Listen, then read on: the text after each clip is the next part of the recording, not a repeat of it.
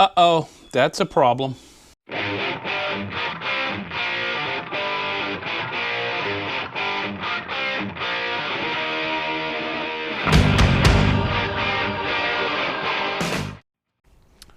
Hey guys, how you doing? Bob Augusto here at Shoulda Coulda. Now, as you can see, I got another leak on the ZG front forks again. And I took the front forks off of the parts bike. One of the selling points of that parts bike that I'd bought was the fact that the fork seals had been done. So about a couple of weeks after doing all of that work with the triple tree bearings, the forks actually started to leak. So I went back and I put the original forks back on the bike, which was fine. There was really nothing wrong with them other than they were due to be overhauled. They had quite a few miles on them. Actually, they had unknown miles on them, but they needed to be looked at. So I put those back on and I'd taken it over. And maybe 3 months after I put those back on, they started leaking. As you can see, it's quite significant now. It's actually leaving little puddles where it sits. So what I got to do now, I'm at a point now where I'm pushed that I have to rebuild forks. So what I'm going to do is I'm going to go back to the parts bike front forks, and I'm going to overhaul them. I'm going to take them all apart. Hard part for this bike is it's the first generation forks, and there are actually parts that are discontinued. The lower bushings, actually I had to order from other companies. I'm going to leave a link at the bottom of all the places that I got the parts to do this job. So it's going to be new seals, it's going to be new bushes, it's going to be a strip down and tear down, new bolts, new washers. So I started taking the forks apart, and the very first fork I got, which was the right-hand side, already gave me troubles. The original owner or something put so much Loctite on the bottom that I was dealing with the internals of the forks spinning. And I couldn't get past that. I tried all the tricks of applying pressure with the fork spring and the whole 9 yards, and it didn't work. I actually had to fabricate a tool to get it off. And I have a feeling the second fork I'm going to do is going to be the same way, because it's just the manner of how it was put together. Just way too much Loctite on the bottom bolt. Without further ado, I'm going to go ahead and put my headgear on, and I'm going to get into this because I have a lot of parts on order. It's going to take a few days for them to get in here. So let's get started. All right, guys. So here's the deal. I'm not going to go through the steps of taking the forks out, at least not yet. This one has already been worked on. So I managed to get past my hurdle that I had. And the hurdle was simply this. There's mechs in here, there's plungers and so forth that are in there. So this is a bolt, it's an Allen bolt. It's a number 10. So down here, see if I can't get this thing in there.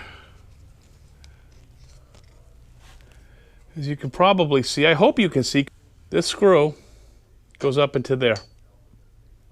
Screws into the mech, the plunger and so forth. That is in there. The person that put this together put so much Loctite here that this thing was, as I tried to back it out, was spinning the mech inside, and it was so tight that I couldn't even apply spring pressure to stop the mech and to take it out with this impact gun. And I used the impact gun, and the premise was to try to break it all out, and that didn't happen. And there was nothing I could do. I couldn't stick nothing on the other end. So let me tell you what I did. Let me show you what I did. Is I got a deep well socket, it's 12-pointer, just a junk socket I used. I got a nut. It's a nylon nut, okay? And the reason why I got this type of nut with the nylon is it's got this smooth surface. Now the nut is sized to be at a 15/16. So I got a 15/16, as you can see, fits right over that nut. This piece right here on the nut allows it to slip right inside there, fits nice in there. And what I did is I tack welded this nut in there, and that allows it to fit in perfectly. As you can see, it fits in perfectly. So what I recommend is you go to Home Depot, you go dig out the nylon nuts, you take a 15/16 with you. You get one that does that, you come back, you tack weld it. Bob's your uncle. This is the bolt, the nut. It actually fits in there real nice, made to order. So it stops that piece from spinning. There was no way with the amount of Loctite that person put in there that was going to come out. That was cemented in there. Ridiculous.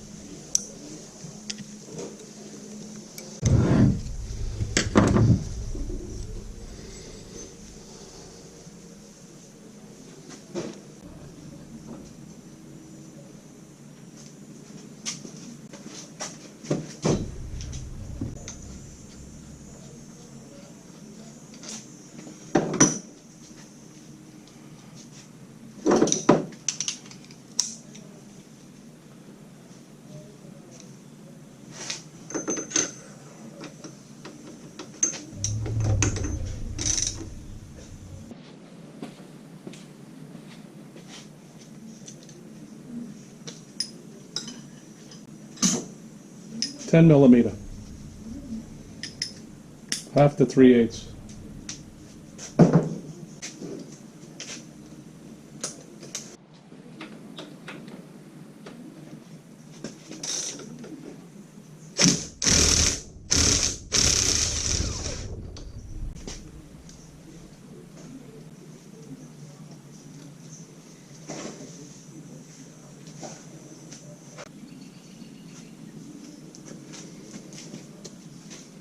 Red pouch.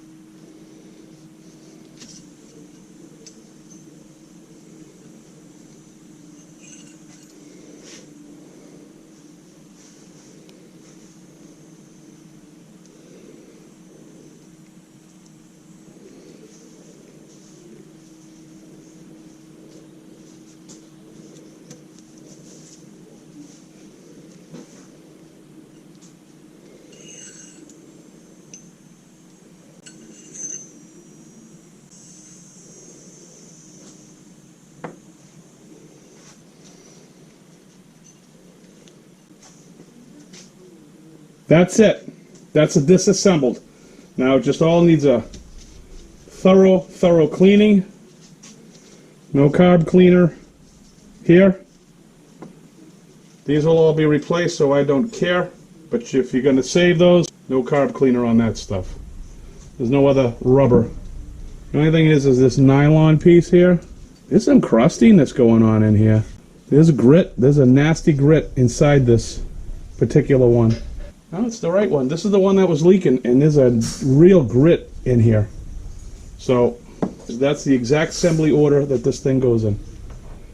So, like I said, when I get back from camping, we'll just go ahead and reassemble it. And that's it. Let's fast forward almost 3 weeks. Ordering the parts was sort of a marathon wait. Although the parts are still in stock, getting them shipped out took 3 to 5 days on one particular item, and they wound up holding back the whole shipment. So now I'm all chomping at the bit now to get this done. So we walked through the situation that I had taking them apart. I showed you how I took them apart with my solution, and now what we're going to do is rebuild them and put them back together. Now, in no way am I affiliated with anybody,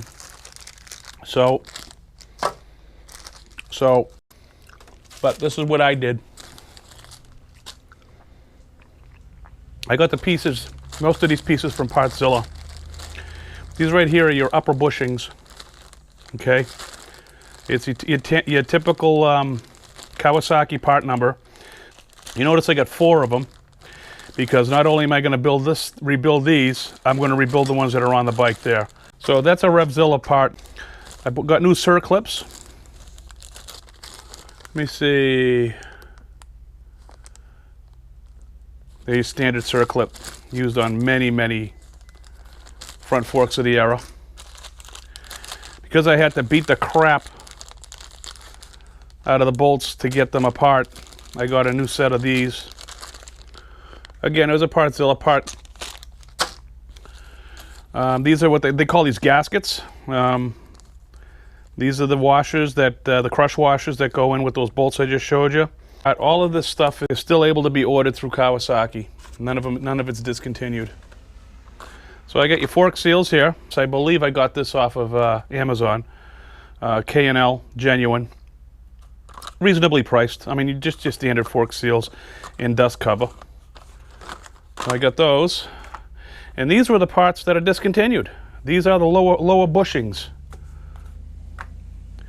If you look here, these go here. And these are discontinued. So Race Tech, this is what I did. That's the part number. This is for the first generation ZG fork inner bushing. This I had to get through these guys.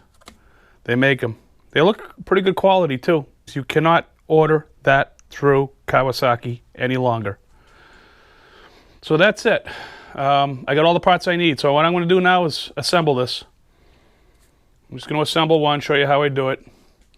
And then we're going to assemble the other, and then we'll put them in the bike. First step I want to do is I want to take this bushing off.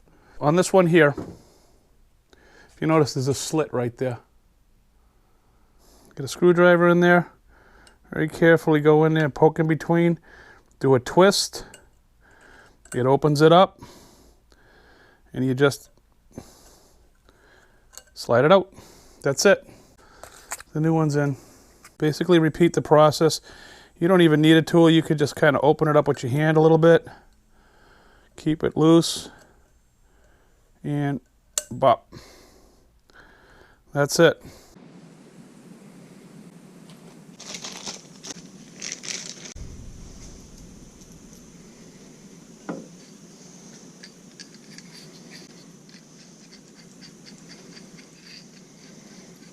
So that's smooth.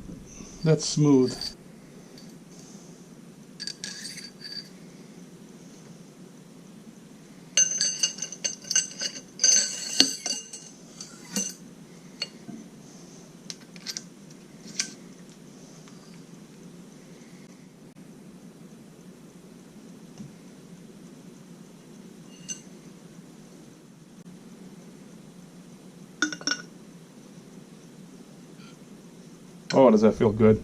That's beautiful.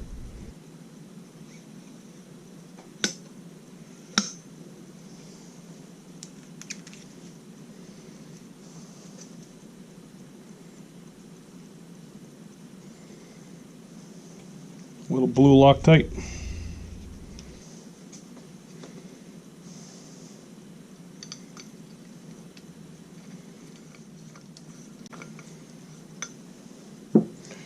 Just loose, just to keep everything in. Oh, that is so smooth. That is so smooth.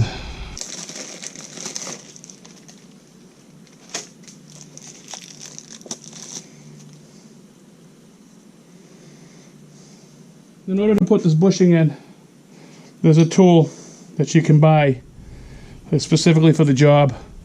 You don't necessarily need it. Basically what I got here is a piece of aluminum stock. Inside diameter is 1 3/4. Basically what you want it to do is slip over this pipe and slip into that pipe. And then once you do that, you got your tool. It doesn't take much to put the bushing in. As I get the washer, I lay it in. There's my bushing.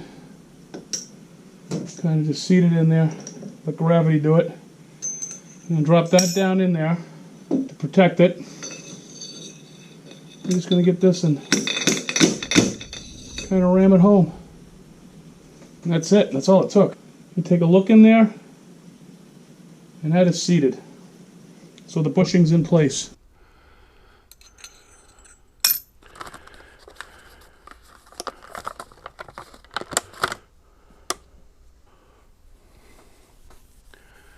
This needs to be on a really clean. Usually some forks up top here will start to rust. If that's the case, you may want to put some electrical tape. These are pretty flawless up top here, so I don't think I need to do anything like that. What I do need to do is put a little lube on it.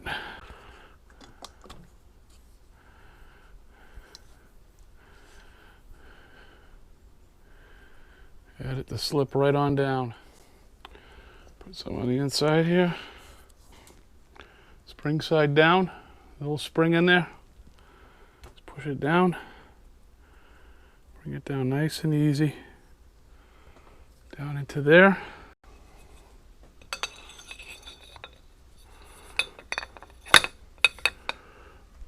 Just push it down. Don't even have to pound it, just push it. And that's in there and that's seated nice. That's fantastic. That's done. Next step is the CIRCLIP. Now as you know, there's a groove in there. And that just pops in the groove. That's that. And these two sit in the groove.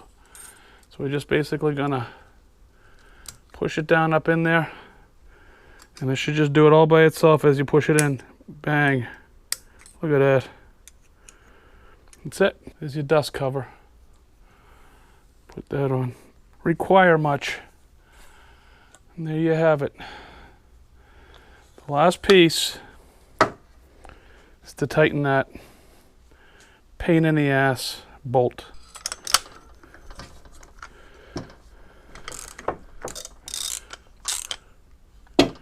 Okay, so that's holding that.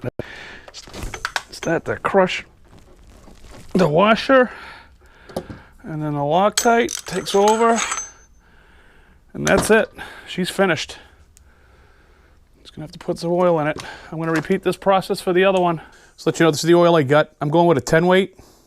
It's a Honda Pro suspension. I don't think it makes a difference. It's just your standard hydraulic fluid. But I'm gonna go with the 10 weight because it's a little thicker. And me being a slightly heavier set person, and my son who rides it, who has a little bit of weight to him as well, they should work well. 14 inches. 14 inches. From here to the fluid level. That's where the fluid level should sit. Fully extended. No spring. So as I fill this, I'm going to compress them.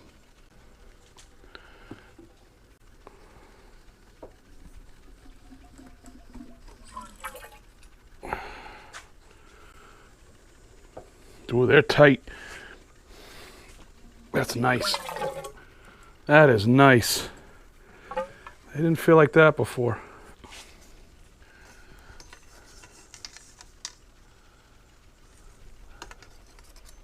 Nothing.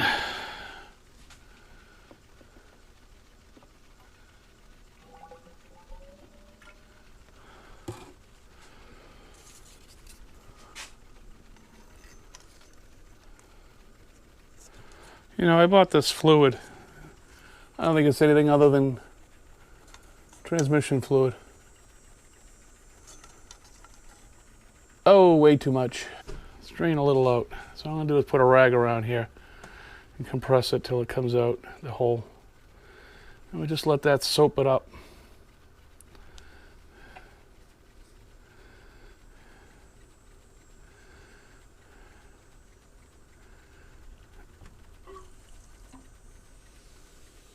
I don't know how much that took out, well, we'll see. Split the difference, maybe be 1/8 over, and I'll be happy with that.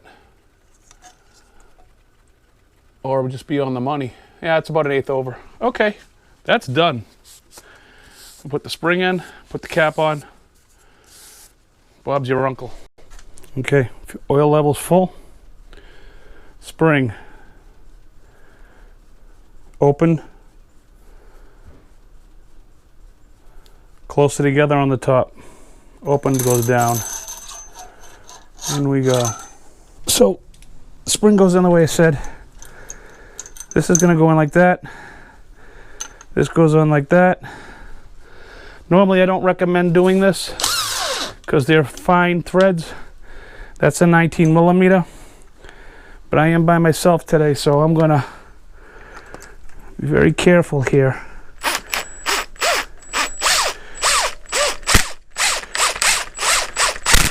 That's it. Good. One down. Now you're not going to want to tilt this, that's for sure. That's a little bit over. That's okay. I'm going to lower it just a skosh. We went right into the ballpark that time. I wish I was a little more precise. I usually am, but I don't know. Maybe it's the weather. It is a messy job. It's a clean mess though. It's just oil.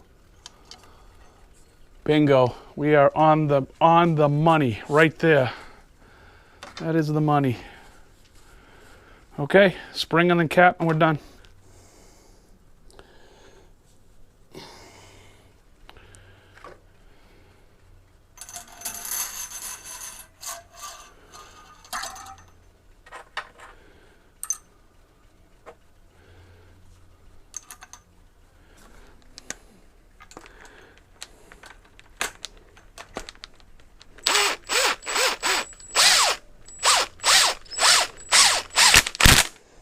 That is it.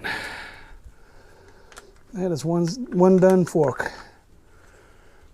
Just torque it to its final spec when it gets on the bike. There you go. Okay,